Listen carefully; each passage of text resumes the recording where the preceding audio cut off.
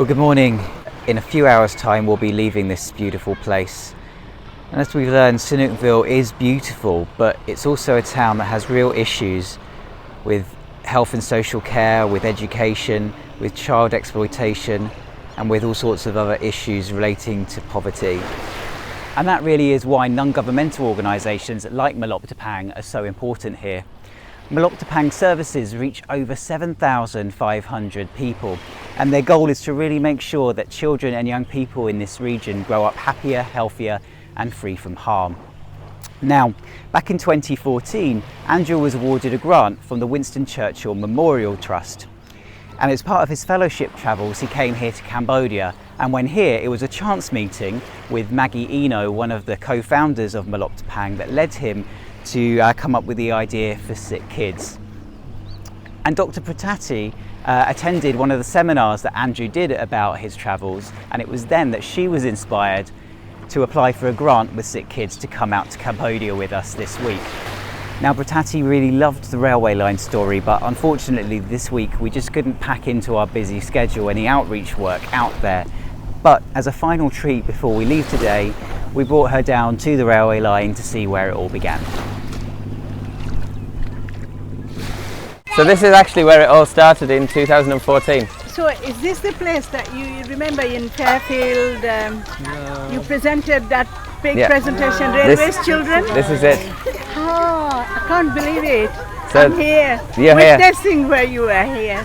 When the Winston Churchill Memorial Trust funded my fellowship journey, the Mloptapang crew brought me here to the railway line, where we did a clinic and they introduced me to this community. So actually this is the railway line 3 years ago, where it all started. So what did you exactly do here after coming here? Well, after we came here, I joined in a clinic 3 years ago, and it was at that time that Maggie told me about Mloptapang and showed me the local community, the services and facilities. But it all started because of the funding I got from the Winston Churchill Memorial Trust. Yeah. Then I wrote I remember your presentation, but it's really lovely witnessing this. Yeah.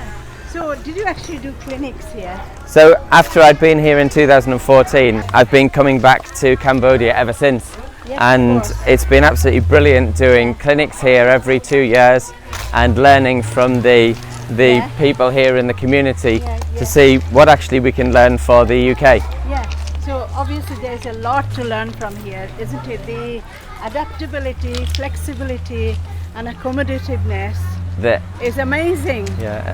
But we can't do that. Why can't we do that in the UK? Well, I think we can do some of these things in the UK. Yeah. I just think we need to work in different ways. It is about working in different ways and having a slightly different accepting minds. Yeah, the integration of health, social care and education I think is really important. Amazing. And that's what they've learned here in Cambodia.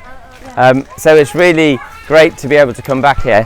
Actually, the clinic took place literally just beside the railway line. So, it was actually on a raised platform, a wooden platform beside the railway line. How interesting. Not a platform that a train would stop at, but they'd built it. Yeah. And well, I think this is amazing, and then this, for you to come and sit in this such a, deprived area, sitting and helping these children.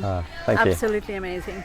Well, it's really important to remember this is a railway line and you must not try this at home. This is a village in Cambodia that lives beside the railway line, and you can see me walking along it because there's no other option here, but you mustn't play on railway lines at home and you mustn't try this at home.